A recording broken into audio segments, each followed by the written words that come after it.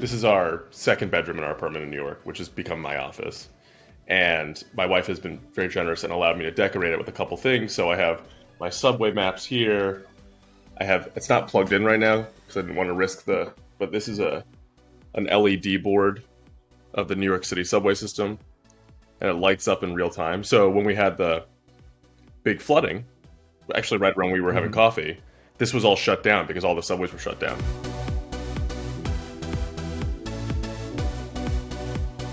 So Marble is this digital account, universal account for your insurance, sort of like you would have your Mint for your budget or Robinhood for your stocks. And we've been at it for just over a year now. The application's been live for a few months, and I'll leave it there. But yeah, and I'm a lifelong New Yorker, and I'm here right now.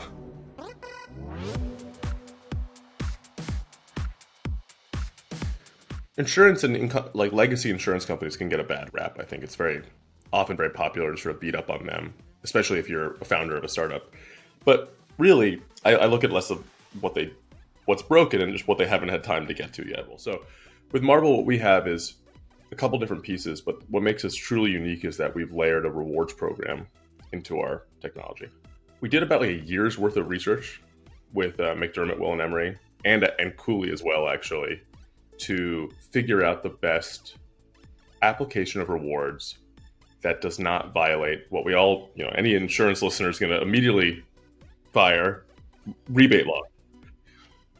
There are very particular ways you can approach it: not soliciting new business, not soliciting cross-sells, keeping the incentives to risk-based or financial wellness that stay within the acceptable contours of non-solicitation with a rebate.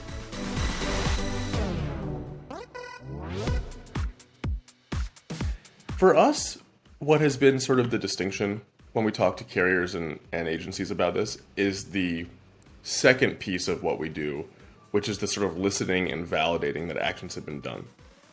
So it allows us to create sort of a validation loop of confirming that your agent has done a continuing education course, listening to your agency management system and confirming bound policies and dynamically creating rewards up to that level.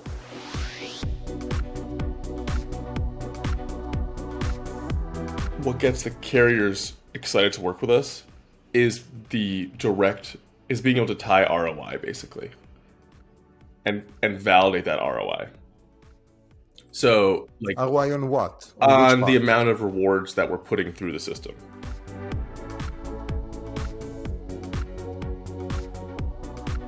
It's, to continue the party analogy, it's maybe only, in the lifetime of Marble, it's still only the first 15 minutes of the party. So like a couple of friends have arrived, maybe they brought friends, but like now we need to find out, are we going to like pack the house? Is it going to be, are we going to have a line outside?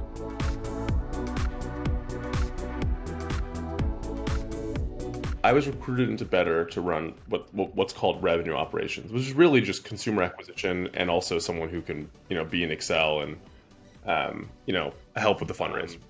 And from there, sort of in the revenue seat I built the operating model for that, for the business up to that point. I went kind of down the stack and sort of looked at what are the adjacencies to a mortgage: title insurance, homeowners insurance, real estate agents. At the time, New York was still requiring in-person schooling for licensed agents. So I spent 3 weeks in a classroom next to Penn Station, took my test, which was the last time I've ever, and hopefully will ever, pull an all-nighter. Stuart, thank you very, very much for joining me today. It's been a pleasure, man. Thank you so much. This has been a blast.